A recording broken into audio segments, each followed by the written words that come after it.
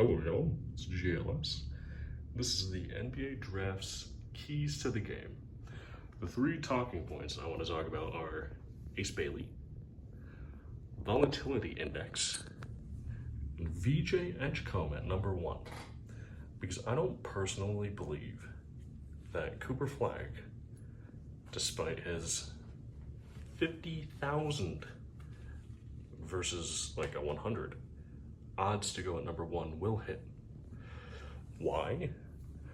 Because I don't think the Mavericks need another big man, and honestly, they're kind of pushing it with all of their big guys that they already have. And obviously, the Mavericks front office isn't the smartest, so maybe they still go Flagg, and maybe they kind of work with it, but that's harder to do when Edgecombe and Dylan Harper are there. So the first thing I want to talk about is Ace Bailey. Now, the odds of him falling because he didn't work out are very high. These are the most probable teams, and honestly, he does go 6, or maybe even 5 to Utah. Or he could go 3 to Philadelphia, although that's a very big question. Philadelphia would be taking a very big chance, considering that they kind of already took that chance because they didn't fall to number 7, which would have given it to the NBA championship OKC Thunder, which we will talk about later. Honestly, this entire draft is a toss-up with, like, obviously there's the top 4 per se. Dylan Harper, Cooper Flagg, VJ Edgecombe. Top 3, Kasparas Tsatsoukanis could be thrown in the mix, possibly a top 5 pick, but we shall see. But yeah, obviously a lot of toss-up. Because of the recent trades done, the volatility index is going to be very high.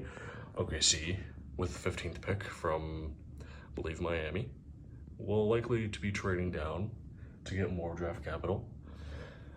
And that's just kind of how Sam Presti does it. He obviously liquidates top stars like Paul George, James Harden, Russell Westbrook, to grab some insane amount of draft capital. Why? Because he's a smart GM.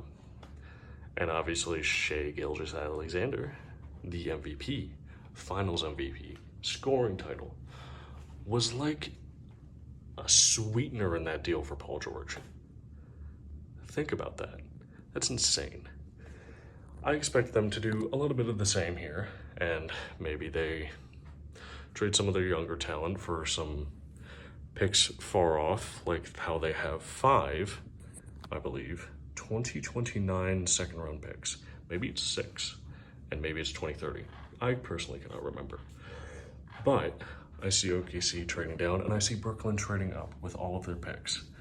Now, very soon, possibly the day after this is posted, I will make this video. Brooklyn trading up with all their draft capital, 8, whatever, the 6 picks they have.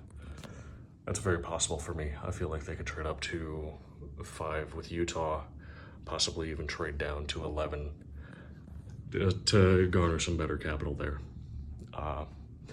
Yeah, and then that was our final talking point, but I already went over that, so not necessary.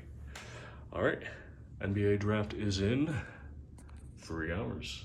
I am in Eastern Standard Time. So we'll see how this goes.